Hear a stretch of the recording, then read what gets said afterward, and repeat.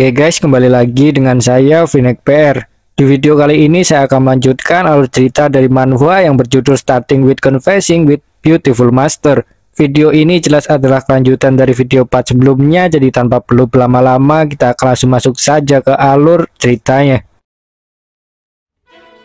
Sebelumnya terjadi sebuah perseteruan di dinasti Zhou yang melibatkan kedua pangeran, yaitu Changxing dan Changtian. Zhang Yi pun akhirnya memutuskan untuk membantu Changxing karena sistem memberikan misi dengan hadiah yang sangat besar. Mendengar itu pun Changxing terkejut karena perubahan keputusan Zhang Yi yang sangat cepat tersebut, meski dalam hati dia jelas sangat senang. Apapun itu, Zhang Yi tak ingin membuang waktu. Dia pun kemudian langsung mengajak Changxing untuk pergi ke Gunung Zhou.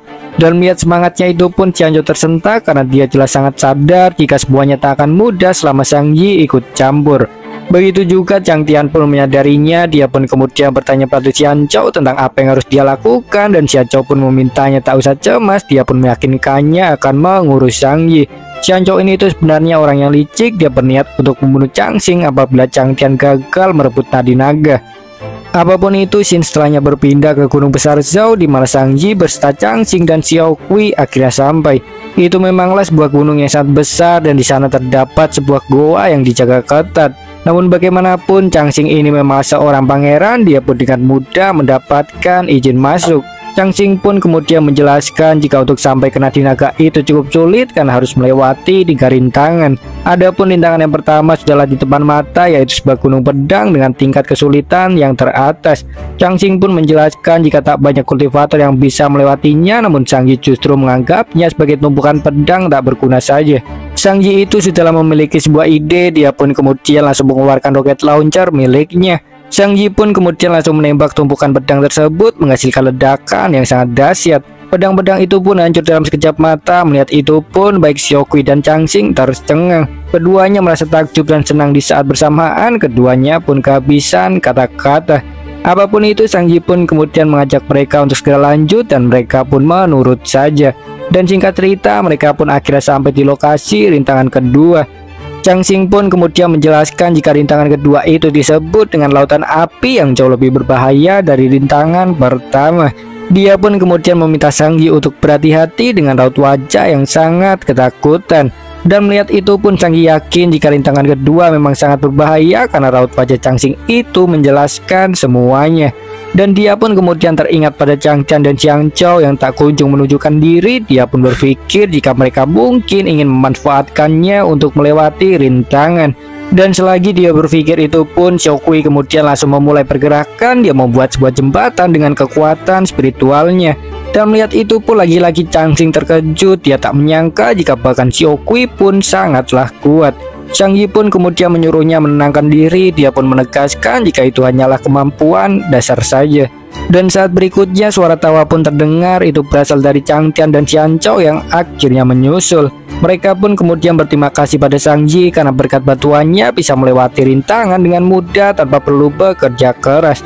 Mereka itu jelaslah orang-orang yang bodoh. Oleh perkataan mereka itu pun Zhang Yi langsung bersiaga. Zhang Yi pun kemudian menyuruh Changxing untuk lanjut sendiri dulu saja ke rintangan ketiga, memintanya untuk menyerahkan saja Changtian dan Qianzhou kepadanya dan Xiao Kui. Changxing pun menurut saja. Dia pun kemudian segera berlari melewati jembatan dengan tekad yang kuat untuk tak mengecewakan kepercayaan kakaknya.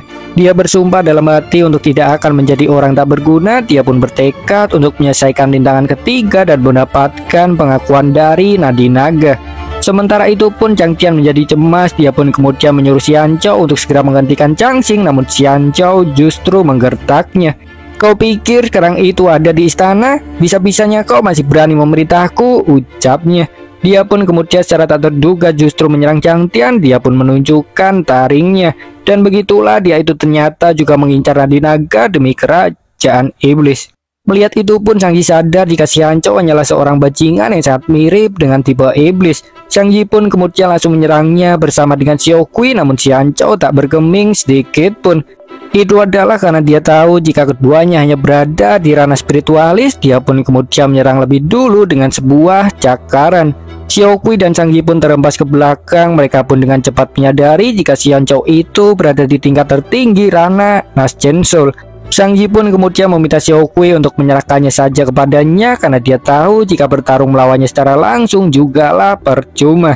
Sang Yi pun kemudian mengeluarkan kuas ajaib miliknya. Dia pun kemudian mulai melukis sementara Xian Zhao melesatkan serangan lagi. Xian Zhao pun bingung oleh karena kebodohan Sang Yi tersebut yang masih bisa-bisanya bersikap tenang meski dihadapkan dengannya yang seorang ranah Nas Chensol. Dia pun kemudian menggetak Sang Yi menegaskan jika satu item sihir tak akan mengubah keadaan, namun Sang Yi tak peduli. Dia terus menggambar seiring dengan Xian Zhao yang kian mendekat dan dia pun akhirnya berhasil menyelesaikan lukisannya sebelum serangan tiba. Sang Yi pun kemudian membacakan sebuah puisi tentang tenggelamnya bulan dalam arus lautan, sementara lukisannya pun kemudian menjadi nyata dan mulai memunculkan beberapa tentakel. Tentakel itu pun kemudian menangkap Xian Zhao, membuatnya berada dalam posisi yang memalukan. Dia pun jelas sangat panik karena telah tertangkap, namun satu sisi juga memuji Sang Yi dalam hati karena tekniknya yang menggabungkan seni lukis dan puisi itu memanglah sangat luar biasa. Sang Yi pun tertawa puas atas keberhasilannya menangkap seorang Nas Chensol, sementara Xiao Kui bingung karena meskipun itu memang teknik yang hebat, tetap saja terasa aneh baginya. Tentakel itu pun kemudian mulai memberikan hukuman kenikmatan pada Xian Zhao yang kemudian meneriakkan suatu hal tak terduga. Dia itu meminta Sang Yi untuk menunggunya lepas dari perbudakan lebih dulu jika memang ingin dilayaninya. Dan namun Sang Yi tak peduli karena dalam hatinya hanya ada Master Yuyo. Dia pun kemudian langsung membuka tas Xian Kun itu kemudian menghisap Xian Zhao. Xian Zhao pun kemudian mencoba memberontak di dalam kantong meskipun itu tak bekerja. Dia pun kemudian mengancam Sang Yi yang sangat kejam. Dia menjadi sangat ingin untuk membunuhnya. Sementara Xiao Kui kemudian memuji Sang Yi karena berhasil mengalahkan Xian Zhao dan Sang Yi pun tersenyum bangga menanggapinya. Dia pun kemudian menjelaskan jika bagaimanapun Xian Zhao masihlah seorang anak Raja Iblis, begitulah dia ingin memanfaatkannya untuk melakukan pemerasan. Dan namun secara tak terduga Xian Zhao masihlah memberikan perlawanan. Dia pun mencekik leher Sang Yi sembari tertawa karena Sang Yi yang begitu bodoh untuk mengira dirinya akan tertangkap oleh kantong tak berguna. Raut wajahnya jelas menunjukkan kemarahannya. Dia pun kemudian membanting Sang Yi jatuh. Dia benar sangat ingin membunuhnya. Melihat itu pun Xiao Kui jelas sangat panik. Dia pun kemudian segera berlari menyelamatkan Sang Yi dan dia pun berakhir terhempas layaknya debu oleh serangan Xian Zhao. Begitulah besar kekuatannya, sungguh sangat besar. Xiao Kui tak bisa melakukan apapun. Xian Zhao pun kemudian kembali pada bisnisnya. Dia berpikir tentang apa yang harus dilakukannya pada Sang Yi. Dia pun kemudian ingin mulai dengan memberikan tanda di wajahnya. Dia pun kemudian mulai menggaruk wajah Sang Yi. Sang Yi pun jelas menjadi panik oleh karenanya. Dia pun akhirnya memutuskan untuk melakukan cara terakhir. Dia pun kemudian memeluk erat Xian Zhao untuk menyatukan jarinya. Dia pun mengaktifkan sebuah mantra. Lingkaran formasi pun tercipta setelahnya. Xian Zhao pun terkejut ketika menyadarinya. Dan begitu juga Xiao Kui pun sama terkejutnya karena dia tahu jika apa yang dilepaskan Sang Yi tersebut adalah mantra pengikat tubuh yang sangat kuat hingga bahkan dirinya saja yang berada cukup jauh tak bisa bergerak. Xian Zhao pun mulai berkeringat panik. Dia pun kemudian bertanya pada Sang Yi tentang apa yang dia lakukan. Sang Yi pun kemudian menjelaskan jika itu adalah mantra pengikat tubuh yang dia pelajari dari Master Yuyo yang membuat semua orang dalam radius tertentu tak bisa bergerak. Dan begitulah itu artinya Sang Yi juga terkena imbasnya karena dia sendiri adalah pusat lingkaran formasi. Xian Zhao pun kemudian mengancam akan langsung membunuhnya jika mantra telah habis, meski hatinya berkata lain. Begitulah dia itu tak kuat melihat ketampanan Sang Yi dari dekat, jantungnya itu berdetak kencang.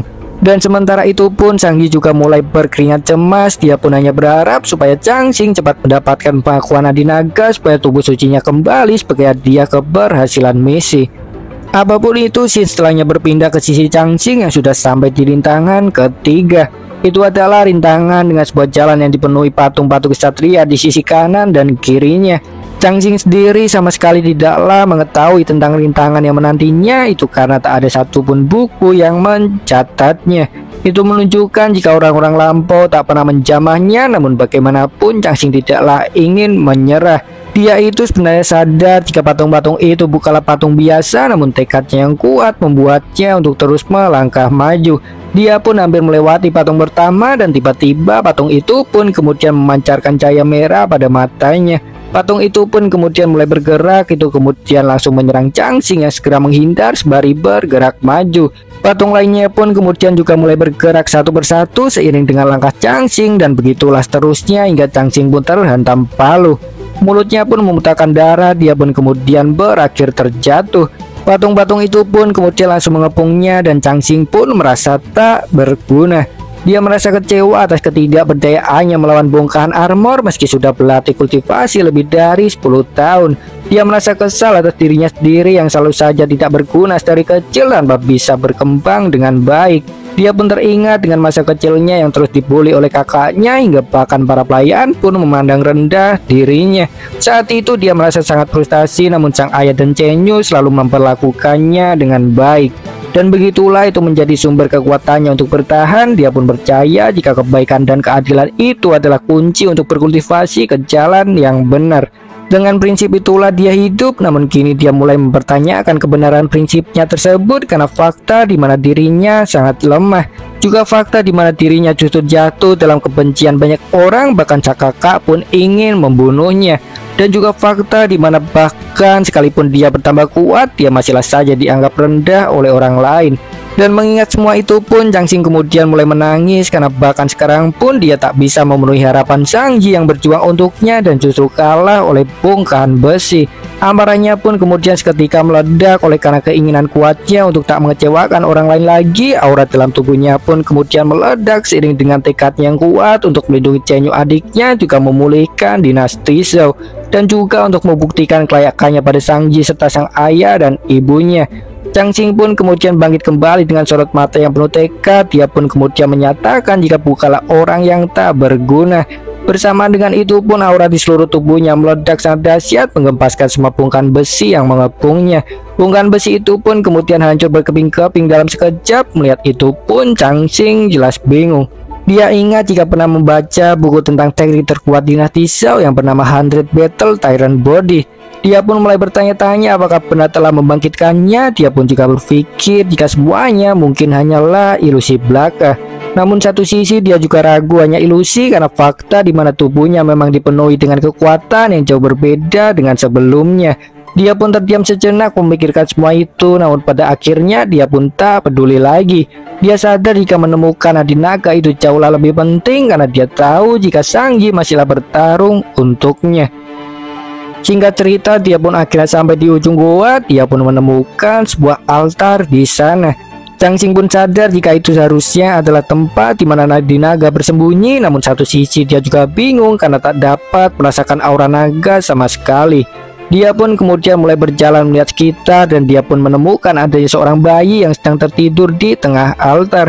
Changxing pun berteriak sebagai refleks alami melihatnya dan anak kecil itu pun kemudian langsung memukulnya. Begitulah dia itu terbangun oleh teriakan Changxing. Dia pun kemudian menyatakan ketidakterimaannya karena tidurnya telah diganggu. Changxing pun tak terima atas pelakuannya tersebut. Namun satu sisi dia juga bingung karena aura dalam tubuh anak kecil itu sangatlah mirip dengan pendiri dinasti Zhou yang bernama Shen Wangu. Adapun Shen Wangu itu sendiri memanglah hidup selama ribuan tahun, sehingga begitulah catatan tentang dirinya masihlah sangat jelas. Saat berikutnya sang anak kecil itu pun kemudian menjitak kepala Changxing. Dia pun menegaskan diri bukanlah seorang anak kecil melainkan seorang pria. Dia pun kemudian juga menjelaskan jika dirinya adalah leluhurnya. Mendengar itu pun Changxing jelas terkejut. Dia pun kemudian bertanya tentang bagaimana bisa menjadi seperti itu dan Wangu pun kemudian menjelaskannya. Intinya dulu itu dia terluka parah saat ujian kesengsaraan guntur dan tiba-tiba terkirim ke tempat nadi naga. Wangu pun kemudian menelan nadi naga untuk memulihkan diri dan begitulah bagaimana dia menjadi seperti anak kecil karena ternyata nadi naga memang memiliki efek seperti itu.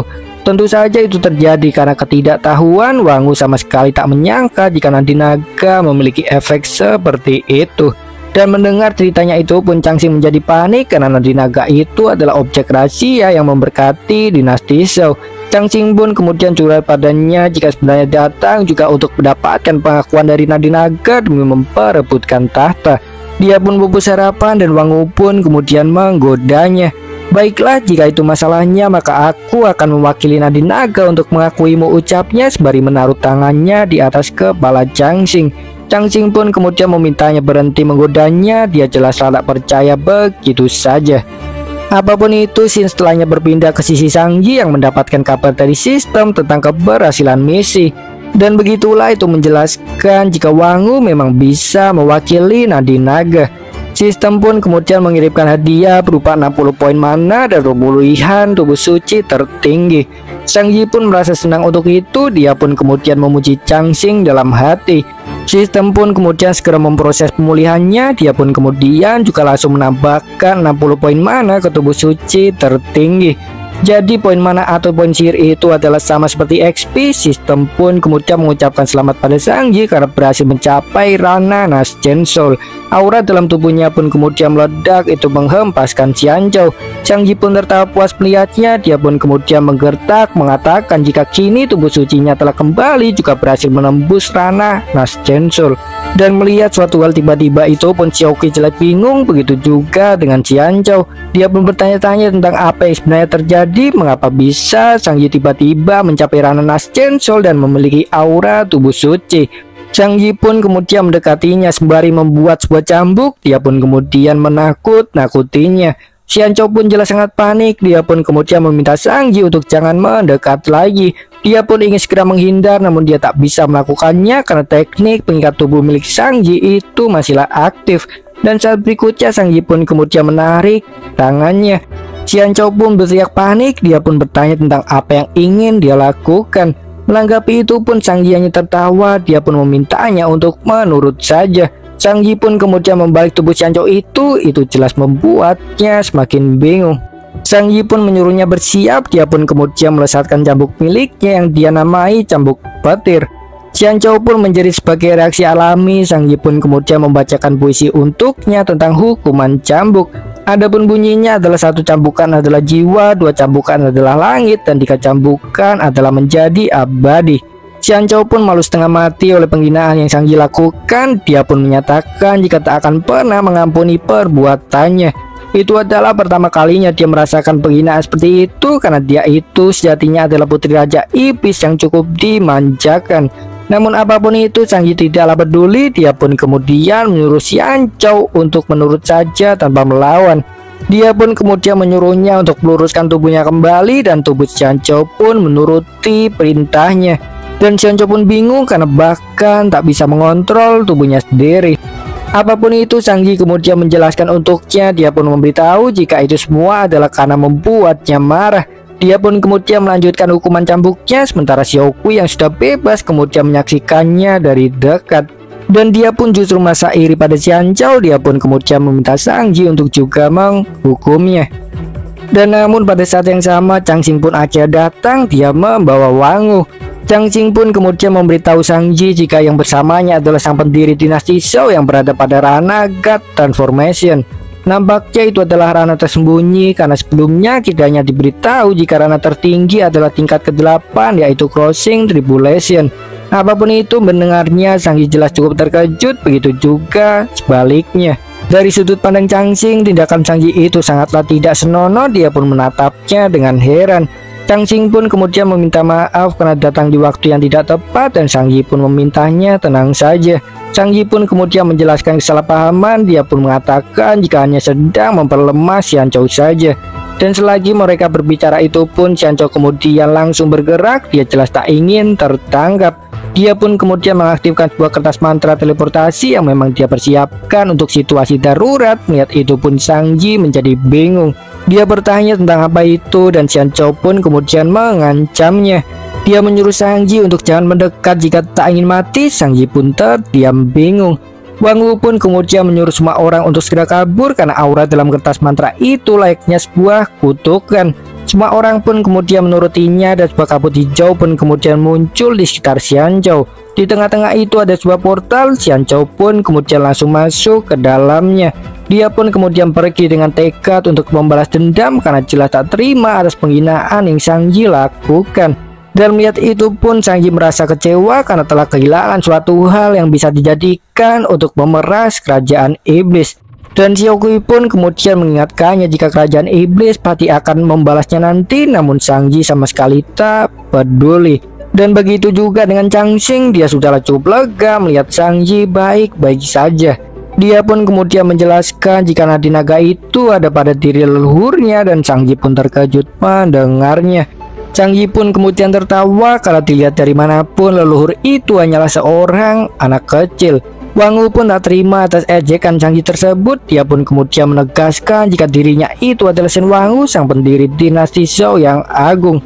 Mendengar itu pun Zhang Yi seketika berteriak karena dia memang pernah mendengar cerita tentang pendiri dinasti Zhou yang bernama Wang Wu. Zhang Yi pun kemudian bertanya padanya mengapa bisa menjadi seperti itu, dan Wang Wu pun kemudian menjelaskan hal yang sama seperti yang dia ceritakan pada Zhang Xing. Intinya itu adalah karena dia menelan nadi naga demi memulihkan diri dari luka guntur kesengsaraan. Zhang Yi pun cepat mengerti karena dia sendiri telah melihat jika sebenarnya yang dipanggil surga itu tidaklah lebih dari iblis yang ingin menaklukkan manusia. Apapun itu, Wang Wu pun kemudian mulai membahas tentang Xian Zhao karena dia tahu jika mereka pasti akan datang untuk membalas dendam pada dinasti Zhou dan Sekte Dao. Oleh karenanya dia pun memutuskan untuk menyerangnya lebih dulu. Dia pun kemudian bertanya pada Zhang Yi tentang apakah Sekte Dao mau ikut. Zhang Yi pun kemudian meminta izin untuk ngobrol dulu dengan Master Yu Yao karena dia sadar tak berada dalam posisi yang bisa mengambil keputusan. Namun satu sisi dia pun juga tahu jika Master Yu Yao pasti akan mengizinkannya karena Sekte Dao sendiri memanglah memiliki masalah dengan kerajaan iblis. Dan namun begitulah, setidaknya dia ingin menghargai Master Yu Yao dengan mendengarkan keputusannya secara langsung. Ngomong-ngomong, kerajaan iblis ini tuh sekarang disebut dengan sekte sihir. Itu menunjukkan jika asal Xian Zhao itu berbeda dengan Xiao Kui. Begitulah intinya, kerajaan iblis Xiao Kui dan Xian Zhao itu adalah hal yang berbeda. Waktu pun cepat berlalu. Xin pun setelahnya berpindah ke wilayah sekte sihir yang bernama Wan Modi di setengah hari berikutnya. Xian Zhao sudah duduk di singgasananya. Dia merasa nyaman karena tubuhnya telah sepenuhnya pulih setelah sedikit beristirahat. Dia pun kemudian teringat pada Zhang Yi dan seketika itu pun menjadi kesal. Dia sangat ingin membalas dendam. Dia pun benar berniat untuk menyerang Sekte Dao dan dinasti Zhou setelah pasukannya berkumpul. Dan tak lama setelahnya seorang bawahannya pun kemudian datang. Dia melapor pada Xian Zhao jika keempat raja iblis telah siap dan bisa memimpin pasukan kapanpun. Sungguh waktu yang sangat tepat. Mendengar itu pun Xian Zhao langsung bangkit berdiri. Dia pun kemudian memerintahkan seluruh pasukannya untuk segera bersiap dan bergabung dengan Yeoran dari sekte surgawi. Begitulah, berita memang menyebar sangat cepat. Yeoran mengirim tawaran kerjasama. Adapun berita permusuhan antara Zhang Yi dan Yeoran itu juga sama halnya merupakan berita populer, sehingga mengetahui itu pun Xian Zhao tak memiliki keraguan untuk bergabung bersamanya. Xian Zhao benar-benar yakin jika menyerang lebih cepat akan jauh lebih menguntungkan karena setelah hari kesengsaraan banyak kultivator hebat yang terluka parah bahkan tewas. Lebih dari itu, dia juga memiliki motivasi khusus atas penyerangan, yaitu karena dia ingin membuktikan diri pada sang kaisar iblis ayahnya jika dia juga mampu untuk membuat pencapaian meski tanpa bantuannya. Apapun itu, Xin setelahnya berpindah ke sisi Zhang Yi dan Xiao Kui yang sedang berada di hutan belakang Sekte Dao. Setidaknya hanya tersisa 12 mil saja sebelum mereka sampai, dan saat itu Xiao Kui pun merasakan suatu aura yang sangat asing yang sangat dekat dengan jalan iblis. Dia pun meminta Zhang Yi untuk berhati-hati. Mereka pun kemudian pergi ke sumbernya. Dan seketika itu pun mereka terkejut karena mereka tahu jika apa yang ada di hadapannya adalah orang-orang sekte sihir. Begitulah, mereka sama sekali tak menyangka jika Xian Zhao akan dapat mengumpulkan pasukannya dalam waktu secepat itu. Zhang Yi pun menduga jika sekte sihir memang sudah merencanakan penyerangan sedari lama. Dan sistem pun kemudian memberikan sebuah misi yang memintanya untuk menyamar menjadi seorang wanita dan menjatuhkan moral pasukan musuh dengan daya tariknya. Hadiah keberhasilan adalah 25 poin mana dengan penalti kegagalan berupa penurunan kemampuan pria sebanyak 50%. Batas waktu adalah 1 jam. Melihat itu pun Zhang Yi jelas sangat kesal karena sistem yang lagi-lagi mempermainkannya. Namun kali ini dia sama sekali tak mau menerimanya karena harga dirinya yang terlalu tinggi. Kali ini dia benar-benar serius, dan namun sistem pun kemudian mengirimkan pengumuman tambahan. Dia menaikkan hadiah keberhasilan menjadi 30 poin mana dan skill acak kelas S. Melihat itu pun Zhang Yi jelas tertarik, namun dia sekuat tenaga menolaknya. Dia terus meyakinkan diri sebagai seorang yang berprinsip, namun pada akhirnya dia pun gagal. Zhang Yi pun kemudian meminta bantuan Xiao Kui untuk melakukan mantra cross dressing kepadanya. Mendengar itu pun Xiao Kui jelas terkejut. Dia pun kemudian langsung menolaknya. Zhang Yi pun kemudian berusaha meyakinkannya, dan Xin pun berpindah ke sisi pasukan sekte sihir yang sedang bersantai. Begitulah, ternyata mereka memiliki pikirannya tersendiri. Mereka pun mempertanyakan kewenangan Xian Zhao yang tiba-tiba menyuruh mereka untuk berperang dengan sekte Dao dan dinasti Zhou. Mereka itu nampaknya enggan untuk menuruti perintahnya, sehingga begitulah mereka hanya bersantai saja. Dan di tengah itu pun Sang Yista Xiaoqui kemudian datang. Mereka menggoda orang-orang sekte sihir. Mereka menawarkan sebuah pelayanan. Mendengar itu pun orang-orang sekte sihir terkejut. Mereka pun hanya terdiam. Dan saat berikutnya mereka pun berteriak. Mereka merasa sakit mata karena penampilan Sang Yi itu sungguhlah sangat menjijikkan. Dan sistem pun kemudian menyatakan keberhasilan misi. Dia pun mengirimkan hadiah berupa 30 poin mana dan skill serangan balik dari ujian skill acak. Melihat itu pun Sang Yi terkejut. Dia tak menyangka misi selesai begitu mudah. Dia pun bertanya-tanya apakah daya tariknya sebagai seorang banci memang bekerja. Sementara pasukan sekte sihir pun menjadi murka. Mereka benar-benar ingin membunuh Sang Yi karena penampilan buruknya itu sungguhlah merupakan pemandangan terburuk di dunia. Mereka pun melempar batu hingga hujan panah. Menanggapi itu pun Sang Yi kemudian langsung mengaktifkan mantra barunya, yaitu Counter Strike. Saat berikutnya serangan pun datang. Semua itu kemudian berbalik pada orang-orang sekte sihir. Sang Yi pun tak berhenti begitu saja. Dia kemudian mengajak Xiaoqui untuk mengejar dan menyerang mereka semua. Xiaoqui pun menurut saja, dan tiba-tiba seorang pun kemudian datang menyatakan ketidakterimaannya pada Sang Yi dan Xiaoqui yang berani menyerang pasukannya. Seorang rambut putih itu pun menghantamkan kipasnya dengan kekuatan yang dahsyat. Sang Yista Xiaoqui pun kemudian segera menghindar, menyadari bahaya serangan tersebut. Adapun seorang rambut putih itu ternyata adalah salah satu dari 4 raja iblis yang bernama Iblis Angin. Dia pun kemudian memuji Sang Yista Xiaoqui karena mereka mampu menghindari teknik Iblis Angin miliknya. Sang Yi pun kemudian melepas jubah penyamarannya. Dia tahu jika Iblis Angin adalah lawan yang tak bisa dihadapi tanpa kekuatan penuh. Melihat penampilannya itu pun Sang Iblis Angin langsung mengenalinya karena Sang Yi itu memanglah sangat terkenal. Dia pun merasa sangat beruntung karena menemukannya begitu cepat. Dia pun berniat untuk menangkap Sang Yi demi Xianzhou. Dia pun kemudian menebaskan lagi kipas miliknya, menghasilkan gelombang tebasan beruntun, dan Sang Yi pun segera menghindarinya. Sang Yi pun dengan percaya diri menghinanya yang sangat lambat. Dia pun kemudian menyerang balik dengan tebasan pedang yang langsung Iblis Angin tahan dengan kipasnya. Sang Iblis Angin pun memuji kemampuan Sang Yi, dan tiba-tiba Xiaoqui pun kemudian memberikan serangan kejutan dari arah samping meski Sang Iblis Angin sempat menghindarinya. Sang Iblis Angin pun murka karena rubah rendahan berani menyergapnya, namun serangan lain kemudian langsung datang lagi dari arah Sang Yi. Dan namun Iblis Angin sama sekali tak ingin kalah. Dia pun kemudian menunjukkan kekuatannya yang sebenarnya. Dia pun mengangkat tinggi kipas miliknya, itu menciptakan sebuah tornado. Dia pun kemudian menggertak Sang Yi dan Xiaoqui yang terkejut melihat besar kekuatan Sang Iblis Angin.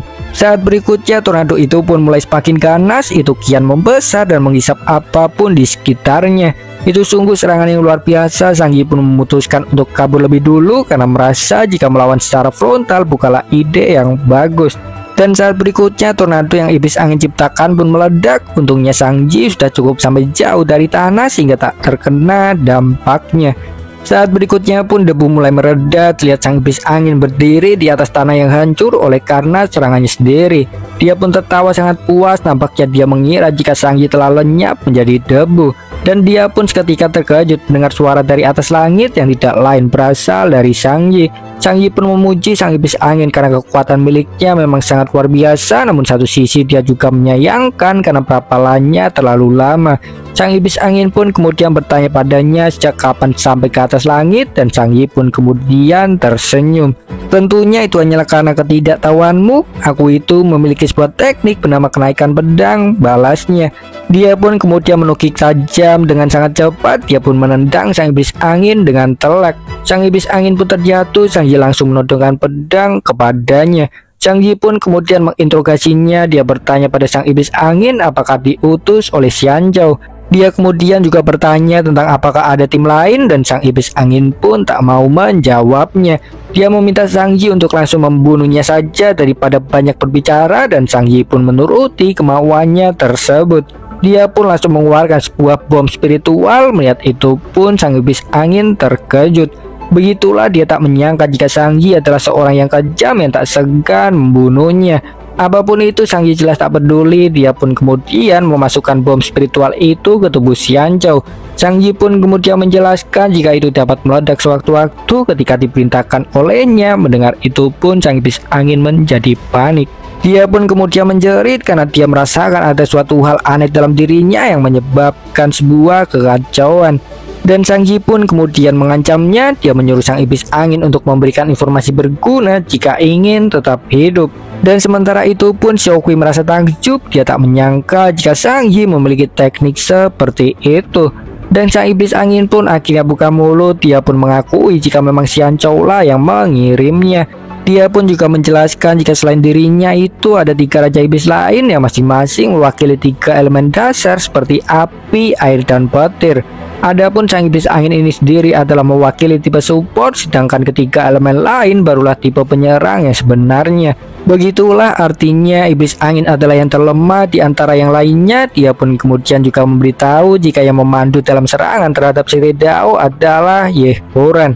Mendengar itu pun Sang Yi jelas sangat terkejut. Dia tak menyangka jika Yehoran tak hanya mencelakai sektenya sendiri, melainkan juga mengadu domba sekte sihir dengan Sekte Dao. Sang Yi merasa jika Yehoran itu sudah sangat keterlaluan. Dia pun menjadi sangat penasaran tentang tujuannya yang sebenarnya. Apapun itu, Sang Yi pun kemudian mengajak Xiaokui segera kembali ke Sekte Dao karena sadar jika ada kemungkinan di mana ketiga raja iblis lain sudah menyerang. Dia pun kemudian juga meminta Xiaokui untuk membawa sang iblis angin karena merasa jika kemampuannya pasti akan ada gunanya. Dan Shin pun setelahnya berpindah ke suatu wilayah dekat Sekte Dao. Di sana sedang terjadi sebuah pertemuan besar antara Yehoran dan ketiga raja iblis. Nampaknya sang iblis petir adalah yang terkuat. Dia pun kemudian mengucapkan terima kasih pada Yehoran yang telah mau memandu sekte sihir. Dia pun menjanjikan hadiah besar. Yehoran pun kemudian memberikan salam padanya. Dia pun kemudian mengingatkan ketiga raja iblis untuk jangan lupa membunuh Sang Yi. Sang iblis api pun kemudian memintanya tenang saja karena target utama Xian Chou jugalah memang adalah Sang Yi.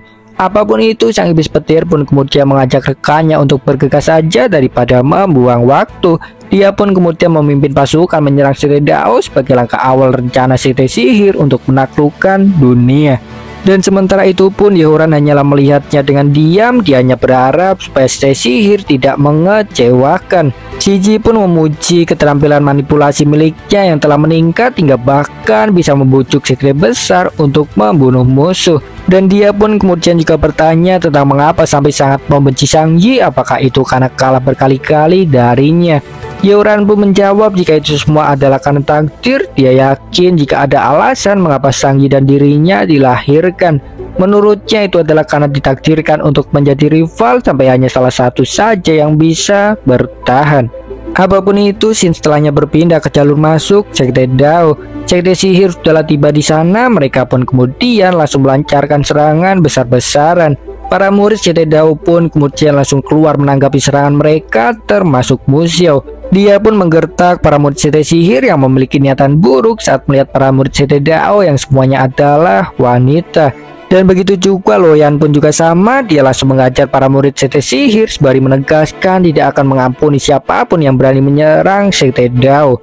Dan beralih ke sisi Master Yu Yao, dia kini sedang berhadapan dengan ketiga raja iblis. Sang raja iblis petir pun memujinya yang berani datang secara pribadi, dan Master Yu Yao pun kemudian menggertaknya yang berani menyerang Sekte Dao. Master Yu Yao pun kemudian mengingatkan mereka pada masa lalu di mana sekte sihir kalah dalam perang melawan Sekte Dao 200 tahun yang lalu.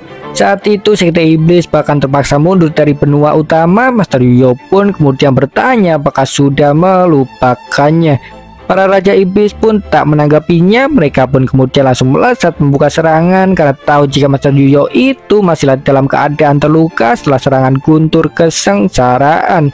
Dan bersamaan dengan itu pun sebuah serangan kemudian datang menghentikan mereka. Itu berasal dari Sang Yi yang baru saja tiba.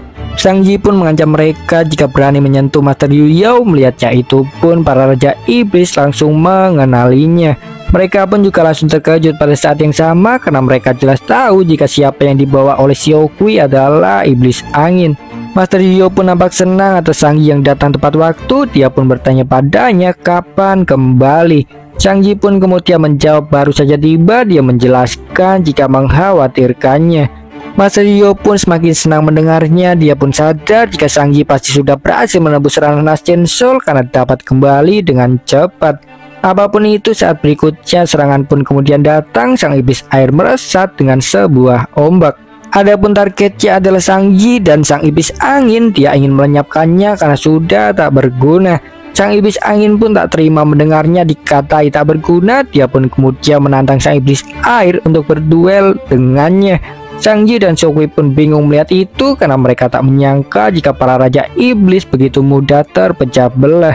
Apapun itu, hantaman serangan pun kemudian terjadi antara sang iblis angin dan iblis air.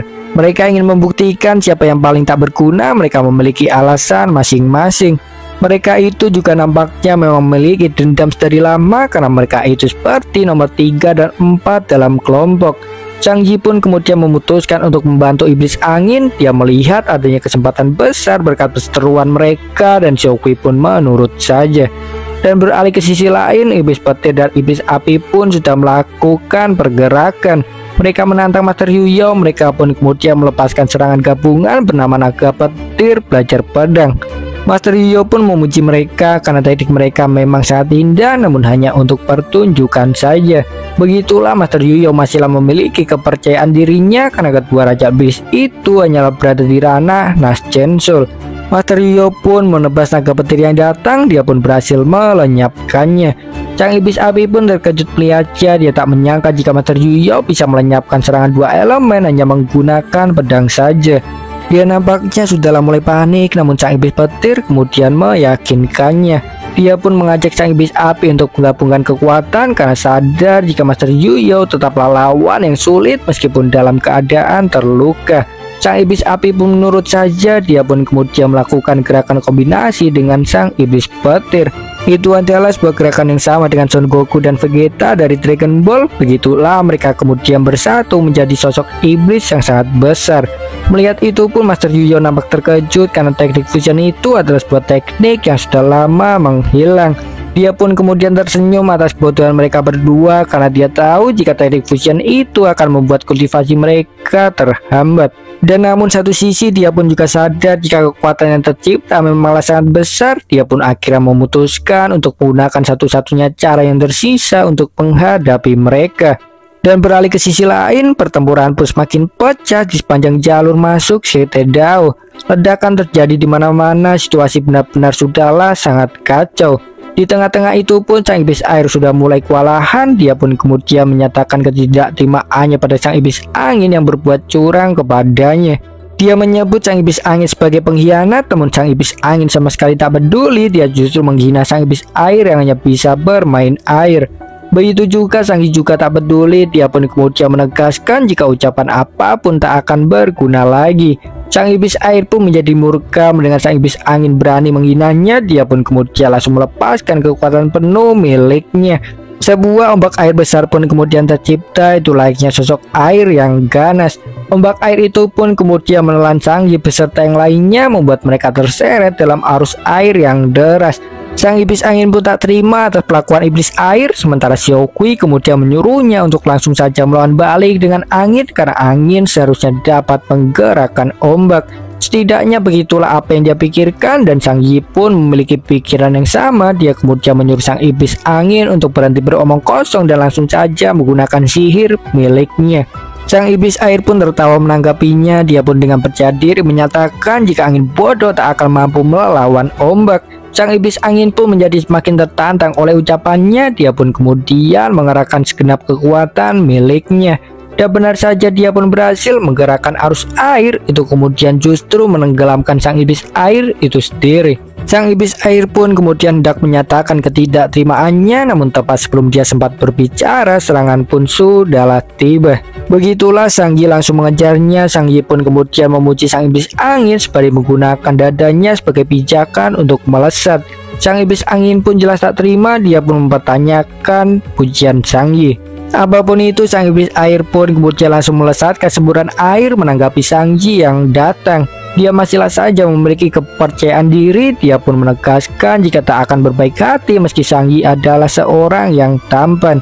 Dan sebuah ide pun kemudian muncul dalam kepala Sang Yi ketika serangan datang. Dia pun kemudian mengeluarkan kantong siakun miliknya karena sadar jika air seharusnya adalah suatu hal yang dapat dikumpulkan.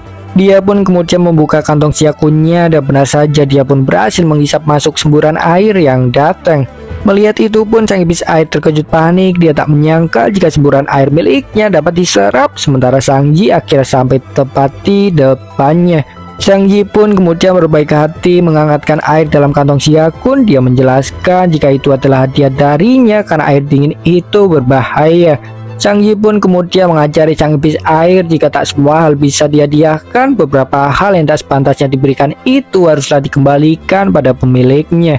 Itu adalah ajaran Master Yuyou. Sang Yi pun kemudian meminumkan air panas dalam tas Xiaokun miliknya pada sang iblis air. Dan anehnya sang iblis air itu pun membuka mulut. Dia menuruti perkataan Sang Yi entah karena alasan apa. Perutnya pun melembung karena air yang saking banyaknya. Dia pun kemudian mendorong Sang Yi setelah semua air dalam kantongnya habis. Xiaokui pun tertawa terbahak-bahak melihat sang iblis air yang menjadi gemuk. Menurutnya Sang Yi itu sungguhlah sangat nakal. Begitu juga sang iblis angin pun senang melihatnya. Dia nampaknya jatuh hati pada Sang Yi karena bagaimanapun Sang Yi itu terlihat seperti sedang mempermainkan musuhnya untuknya. Dan apapun itu, ternyata sang iblis air tidaklah menyerah. Dia memang sengaja menelan air yang Sang Yi berikan untuk melakukan serangan kejut. Dia pun mempertanyakan kelayakan Sang Yi yang berani bermain air dengan dirinya, sang iblis air. Dan Sang Yi pun tersenyum menanggapi kepercayaan dirinya tersebut. Dia pun kemudian menggunakan mantra Counter Strike untuk mengembalikan air yang dia kirim. Dan sang iblis air pun berakhir tersambut dengan memalukan. Dia merasa sangat tidak beruntung karena harus bertemu dengan seorang yang bisa mengcounter serangan miliknya. Lebih dari itu, dia juga tak menyangka akan kalah dari seorang kultivator yang lebih rendah darinya. Dia pun merasa telah kehilangan muka. Apapun itu, Sang Yi tidaklah peduli. Dia kemudian menyerang lagi dengan teknik perubahan binatang. Sang iblis air pun terkena telak. Dia pun kemudian berubah menjadi seekor ikan kecil. Sang iblis air pun bingung dengan apa yang terjadi padanya. Sementara Sang Yi kemudian langsung mengaktifkan sebuah mantra penyegelan wujud. Begitulah dia belajar dari kesalahan saat menghadapi Xian Zhao. Dia tak ingin memberi sang iblis air kesempatan untuk kembali ke wujud aslinya. Sang Yi pun kemudian meminta sang iblis air untuk menikmati hari-harinya saja sebagai ikan. Dia pun kemudian memasukkannya dalam kantung Xiaokun. Saat berikutnya, Xiaokui dan sang iblis angin pun datang. Mereka bertanya pada Sang Yi tentang apakah ingin memakan ikan tersebut. Xiaokui menyarankan untuk memanggangnya, sedangkan sang iblis angin menyarankan untuk mengkukusnya saja. Sang Yi pun kemudian langsung memarahi mereka yang hanya tahu makan saja. Dia pun kemudian meminta mereka untuk juga memperhitungkan kebajikan serta kebaikan. Begitulah intinya, Sang Yi itu tak ingin menyerahkan sang iblis air. Dia pun kemudian berencana untuk memasukkannya ke dalam kolam supaya bisa menjadi master ikan di masa depan. Sang iblis air pun menangis mendengar itu. Dia pun kemudian memohon untuk dilepaskan hingga menuduh Sang Yi sebagai iblis yang sebenarnya karena begitu kejam. Cerita pun berpindah ke gerbang masuk jalur gunung Sekte Dao. Terlihat pasukan dari Sekte Surgawi menunjukkan dirinya. Adapun Master Sekte Surgawi itu sendiri malah memiliki dendam terhadap Sekte Dao, sehingga begitulah dia tak ingin membuang kesempatan ketika mengetahui adanya serangan Sekte Sihir. Luoyan dan Musio pun nampak terkejut melihatnya. Mereka pun sadar jika situasi menjadi sangat sulit karena terlebih Master Yuyou juga sedang disibukkan oleh dua Raja Iblis. Dan namun satu sisi mereka juga tahu jika tak mungkin melarikan diri. Mereka pun memutuskan untuk menghadapi musuh dengan kemampuan sendiri. Dan pada saat yang sama bantuan pun kemudian datang. Mereka adalah Wang Wu dan juga Chen Yu. Chen Yu pun kemudian langsung terjun ke arah Luoyan yang langsung memeluknya dengan perasaan sangat senang karena Chen Yu berhasil membawa bala bantuan. Dan begitu juga Chen Yu pun merasa sangat senang karena dia sangat merindukan Luoyan. Sementara itu pun sang Master Sekte Surgawi kemudian mengancam Wang Wu yang berani ikut campur urusan Sekte Surgawi dan Sekte Dao. Wang Wu pun jelas tak terima dirinya diancam. Dia pun kemudian langsung melesat menyerang sang Master Sekte Surgawi sembari menyatakan jika Sekte Dao itu memanglah sekutunya. Sang Master Sekte Surgawi pun menanggapi serangan Wang Wu. Saat berikutnya bentrokan kilat pun terjadi. Dan hasil pertarungan pun sudahlah terlihat jelas dari raut wajah sang Master Sekte Surgawi yang berkeringat panik. Begitulah dia itu menyadari jika Wang Wu sungguhlah sangat amat kuat karena bahkan tombak kebanggaannya saja patah dalam sekejap mata. Wang Wu pun kemudian mengembaskannya layaknya kecoa mengakhiri pertarungan. Apapun itu, scene setelahnya berpindah ke sisi Master Yuyou yang sedang berhadapan dengan iblis api petir. Terlihat iblis api petir itu melesatkan serangan, sementara Master Yuyo hanya menghindar saja. Sang iblis api petir pun kemudian menghinanya. Master Yuyo pun heran dengan kepercayaan dirinya tersebut. Tentu saja Master Yuyo memiliki alasan mengapa tidak melesatkan serangan, yaitu dikarenakan dia hanya memiliki sedikit energi yang tersisa. Namun jelas Master Yuyo tak menjelaskannya. Dia pun kemudian baru melesatkan sebuah serangan ketika sang iblis api petir kelelahan. Dia pun melesatkan gelombang tebasan sembari menjelaskan jika semuanya itu memiliki alasan tersendiri. Master Yuyo pun kemudian menghinanya yang memiliki pikiran tertutup karena menggunakan jalan gelap. Mendengar itu pun sang iblis api petir terkejut. Begitulah dia tak menyangka jika Master Yuyo menyembunyikan kekuatan miliknya. Master Yuyo pun kemudian mengerahkan semua energi yang tersisa. Dia menggunakan sebuah teknik bernama Godly Shield Sword Demobilize. Itu adalah sebuah teknik dewa bulan. Sebuah formasi besar pun kemudian tercipta bersamaan dengan munculnya pedang biru. Sang iblis api petir pun seketika tak bisa bergerak. Dia pun menjadi panik karena tak lagi memiliki kekuatan yang cukup untuk mematahkan formasi Master Yuyo. Master Yuyo pun kemudian melesatkan pedang birunya itu menghujani sang iblis api petir. Dia pun berteriak kesakitan dan sebuah ledakan pun kemudian tercipta. Sang iblis api dan petir pun terpisah oleh karena terluka parah. Mereka pun kemudian terjatuh. Master Yuyo pun kemudian langsung mengejar mereka yang segera memohon ampunan. Namun Master Yuyo tidaklah peduli. Dia pun menegaskan jika Sekte Dao sudahlah bukan seperti yang dulu. Dia pun kemudian memenggal kepala mereka berdua sembari menyatakan jika itulah hukuman bagi orang yang berani menyerang Sekte Dao. Dan begitulah pertempuran pun berakhir. Tak lama setelahnya Sang Yi pun kemudian menghampiri Master Yuyo sembari memberi kabar gembira. Dia memberitahu jika pertempuran di sisinya juga sudah berakhir dengan sang iblis angin yang beralih pihak serta iblis air menjadi ikan. Juga dia tentu memberitahu tentang datangnya sang Master Sekte Surgawi yang langsung dikalahkan oleh Wangu. Dan Master Yuyo pun kemudian menyambutnya dengan gembira. Dia pun kemudian juga memberitahu jika sudah mengalahkan iblis api dan petir. Dia pun kemudian memuji semua orang atas kerja kerasnya menghadapi musuh. Mendengar itu pun Sang Yi jelas merasa senang. Dia pun kemudian memuji Master Yuyo yang seperti harapan mampu mengalahkan dua musuh terkuat seorang diri. Dan sementara itu pun Wangu kemudian menjatuhkan Master Sekte Surgawi. Dia kemudian bertanya pada Master Yuyo tentang apa yang ingin dia lakukan kepadanya. Sementara Master Sekte Surgawi itu sendiri terus memohon ampunan. Dan namun apapun itu Master Yuyo sudahlah tidak peduli. Dia tak ingin melepaskan Master Sekte Surgawi kali ini. Dia pun memvonisnya dengan sebuah hukuman mati. Dia kemudian juga memutuskan untuk bekerja sama dengan beberapa sekte di benua utama untuk menyerang balik sekte sihir. Master Yuyo pun kemudian hendak mengeksekusi Master Sekte Surgawi. Namun tiba-tiba sistem kemudian mengirimkan misi pada Sang Yi yang memintanya untuk membantu penyelamatan Master Sekte Surgawi serta menjadikannya boneka untuk mengontrol Sekte Surgawi. Hadiah keberhasilan adalah 30 poin mana tanpa adanya penalti kegagalan. Batas waktu adalah sampai pedang Master Yuyo menembus lehernya. Mendengar itu pun Sang Yi cukup terkejut. Sang Yi pun kemudian segera berpikir dia masihlah saja tak bisa mengerti dengan sistem yang terus-menerus memberinya misi tak masuk akal. Baginya mengontrol Master Sekte Tian itu nyaris tak mungkin, juga terlebih jika memang ingin mengontrol melakukannya secara langsung lebihlah efektif. Setidaknya itulah apa yang Sang Yi pikirkan. Namun demi hadiah 30 poin mana, Sang Yi pun berniat untuk mencoba sebuah celah dalam misi. Dia pun kemudian menghentikan Master Yuyo. Dia kemudian langsung mengeluarkan beberapa bom spiritual. Sang Yi pun meminta Master Yuyo untuk menyerahkan saja masalah Master Sekte Surgawi kepadanya. Itu membuat Master Yuyo salah paham. Master Yuyo ini mengira jika Sang Yi ingin menggantikannya dalam pengeksekusian. Dia merasa senang karena dengan itu Sang Yi dapat mengasah insting membunuhnya. Master Yuyo pun kemudian meminta Sang Yi untuk melakukannya dengan lembut. Sementara air mata Master Sekte Surgawi mengalir semakin deras karena Sang Yi yang memasukkan benda aneh dalam tubuhnya. Dia pun bertanya pada Sang Yi tentang apa yang dia lakukan. Dia memohon untuk dibunuh dengan cepat saja. Sang Yi pun kemudian menjelaskan jika hanya ingin melepaskannya saja. Dia pun kemudian menyuruhnya pergi setelah memasukkan beberapa bom spiritual. Dan namun Master Sekte Surgawi tak percaya begitu saja. Dia yakin jika Sang Yi sedang memainkan sebuah trik. Dan sementara itu pun semua orang jelas merasa bingung dengan apa yang sebenarnya ingin Sang Yi lakukan. Mereka benar-benar tak mengerti otaknya. Sang Yi pun kemudian langsung menendang Master Sekte Surgawi yang tidak menurutinya. Master Tian pun terhempas sangat jauh. Sistem pun kemudian mengucapkan selamat kepada Sang Yi atas keberhasilan misi dan mengirimkan 30 poin mana sebagai hadiah. Sang Yi pun tersenyum karena semuanya berjalan lancar. Dia pun kemudian langsung mengaktifkan bom spiritual yang dia tanam dalam diri Master Sekte Surgawi. Bom spiritual itu pun kemudian meledak, itu melenyapkan sama Master Sekte Surgawi menjadi debu.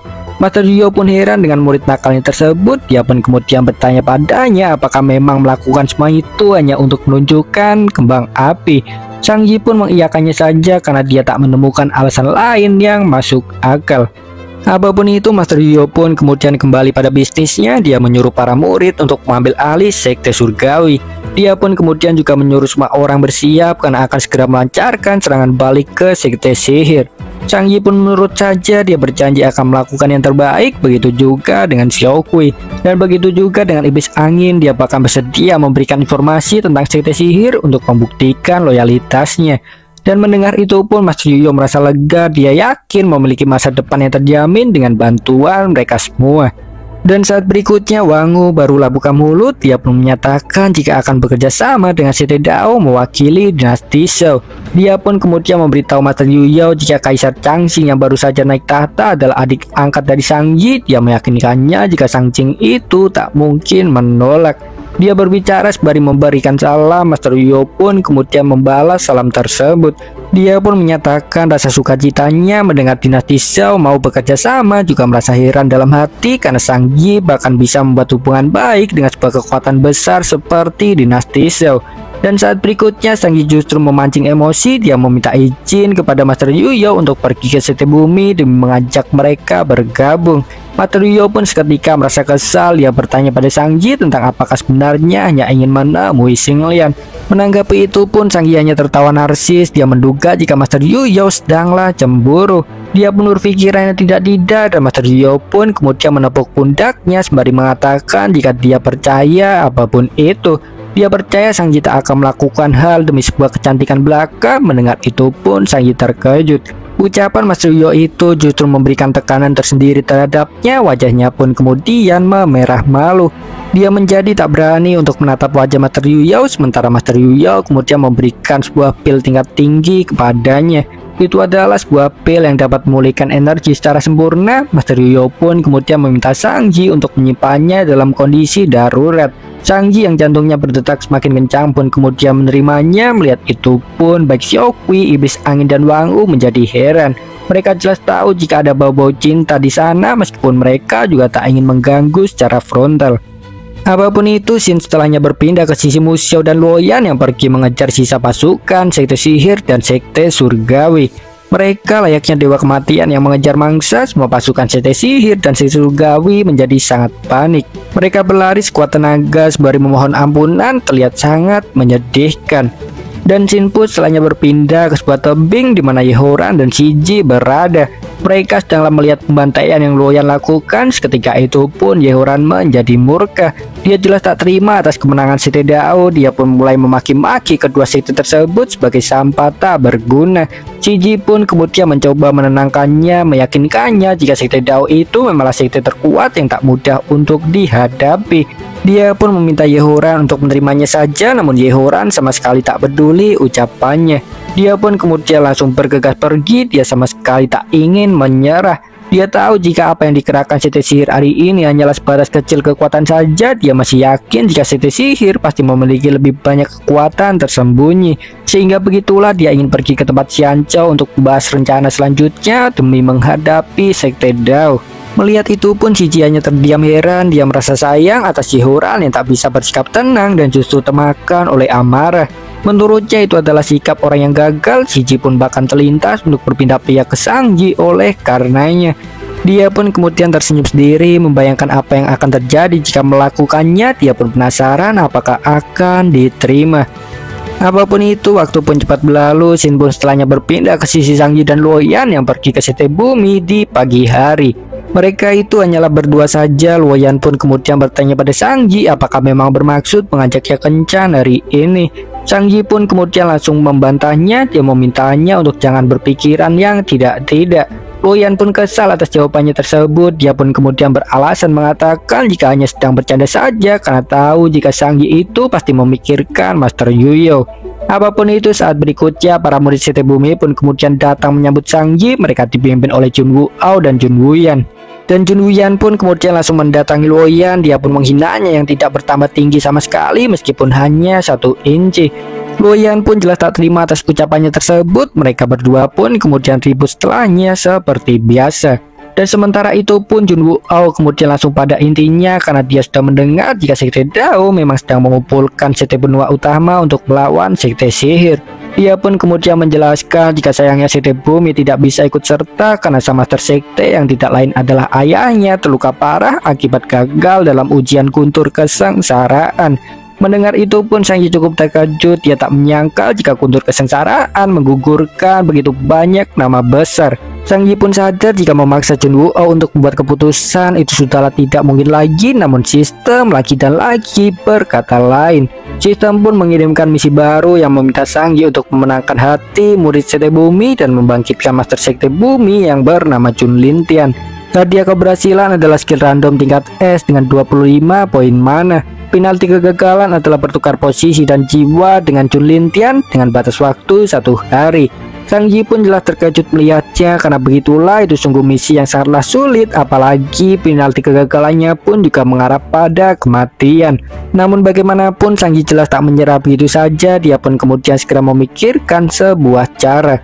Singkat cerita, dia pun menemukannya. Dia pun kemudian memberitahu Jun Woo-oh jika pernah mendengar tentang adanya rumput herbal bernama rumput jiwa di Jurang Baikou yang ada sekitar 30 mil dari sekte bumi. Sang Yi memberitahu jika itu mungkin bisa membantu keselamatan Jun Lintian. Dia pun kemudian meminta Jun Woo-oh untuk mencarinya. Begitulah Sang Yi itu memanfaatkan celah misi. Dia tak ingin mengambil resiko untuk mencari rumput jiwa dengan dirinya sendiri. Apapun itu, Jun Woo-oh juga tak banyak bertanya. Dia pun kemudian langsung bersujud mengucapkan terima kasih pada Sang Yi atas petunjuknya, diikuti oleh Jun Wuyan. Sang Yi pun kemudian menyuruhnya segera bangkit, sementara Luoyan tersenyum melihat Jun Wuyan yang bersujud pada kakaknya. Dan namun saat berikutnya Xing Lian pun kemudian datang. Dia pun langsung mencegah Jun Woo-oh pergi karena bagaimanapun dia adalah seorang tuan muda sekte. Dia pun kemudian menawarkan diri untuk mengambil rumput jiwa menggantikannya. Dia pun mengajak Sang Yi. Sang Yi pun terkejut melihat kedatangannya. Dia tak menyangka jika justru berakhir terlibat masalah dengan Xing Lian lagi. Dan sementara itu pun Luoyan langsung menyapa Xing Lian dengan gembira, sedangkan Jun Woo-oh dan Jun Wuyan langsung menolak tawaran Xing Lian karena merasa tidak pantas. Itu seperti mereka memiliki tanggung jawab atas keselamatan sang ayah, namun Xing Lian sama sekali tidaklah peduli. Dia kemudian langsung melilitkan kuasnya untuk menangkap Sang Yi. Dia pun menegaskan jika tak akan ada orang yang boleh menghentikannya. Tentu saja Sang Yi ini berteriak menolak, namun tetap saja dia tak melakukan apapun yang khusus. Dia pun berakhir dalam sekapan Xing Lian yang meyakinkannya untuk pergi dengannya saja. Sang Yi pun kemudian menegaskan jika pemaksaan tidak akan berguna. Dia pun menegaskan jika hanya ada Master Yuyo dalam hatinya. Dan melihat itu pun semua orang jelas sangat terkejut, bahkan beberapa menangis karena Xing Lian kali ini memang sangat belak-belakan. Kebanyakan dari mereka merasa iri pada Sang Yi, meski tentu saja ada juga merasa kasihan kepada reputasi Xing Lian itu sendiri. Namun apapun itu, Xing Lian juga tidak peduli. Dia pun kemudian langsung bergegas pergi karena tak ingin membuang waktu. Luoyan yang ingin ikut pun kemudian langsung melompat meraih kaki Sang Yi yang hanya terdiam pucat. Apapun itu, scene setelahnya berpindah ke lembah Baikou yang ternyata merupakan sebuah hutan yang rindang yang penuh akan tumbuhan hijau. Xing Lian pun kemudian mendarat di suatu titik dalam sebuah lembah tersebut dan secara tak terduga mereka langsung menemukan rumput jiwa di sana. Itu sungguhlah keberuntungan yang sangat luar biasa. Sang Yi pun merasa senang atas hal tersebut. Begitu juga dengan Luoyan karena rumput jiwa itu memiliki aroma yang menggoda. Dan namun itu tak berlaku untuk Xing Lian. Raut wajahnya justru tertarik ke bawah karena merasa terganggu oleh keikutsertaan Luoyan. Dan apapun itu, saat berikutnya serangan pun kemudian datang. Segerombolan laba-laba mengejutkan mereka. Para laba-laba itu pun kemudian langsung mengepung Sang Yi dan yang lainnya dari segala sisi, membuat situasi menjadi sulit. Sang Yi sendiri jelas sadar jika laba-laba itu bukanlah binatang iblis biasa. Itu setidaknya ada di ranah Nas Chensul. Xing Lian pun merasa sangat tidak beruntung. Dia pun kemudian bertanya tentang bagaimana bisa menarik perhatian mereka. Sang Yi pun menduga jika itu pasti karena adanya rumput jiwa yang mengundang mangsa. Mereka berdua pun kemudian langsung bersiap, sementara Luoyan justru meneteskan air liur karena sangat penasaran dengan rasa para laba-laba yang cukup banyak itu. Begitulah pikirannya itu hanyalah dipenuhi oleh makanan. Melihat itu pun Xinglian menjadi kesal karena Luoyan itu sendiri hanyalah berada di ranah Golden Core yang sama sekali tak seimbang dengan seekor laba-laba. Apapun itu, Xinglian pun kemudian langsung membawa Luoyan dan Shang Yi kabur karena merasa tidak ada di situasi yang menguntungkan. Para laba-laba pun langsung mengejar mereka. Mereka pun juga melesatkan serangan yang menciptakan ledakan dahsyat di sepanjang hutan. Xinglian pun akhirnya mengeluh karena membawa Luoyan dan Shang Yi itu menguras banyak tenaga. Shang Yi pun kemudian membantahnya karena dari awal dia memang tidak pernah meminta Xinglian untuk menggendongnya. Apapun itu, Xinglian tetap terus melangkah maju hingga akhirnya dia pun menemukan sebuah gua yang cukup sempit. Xinglian pun kemudian langsung masuk ke dalam. Shang Yi pun kemudian membuat sebuah mantra untuk memblokir jalur masuk. Mereka pun kemudian segera menjajahi goa. Luoyan pun heran karena sepanjang goa dipenuhi dengan sarang laba-laba.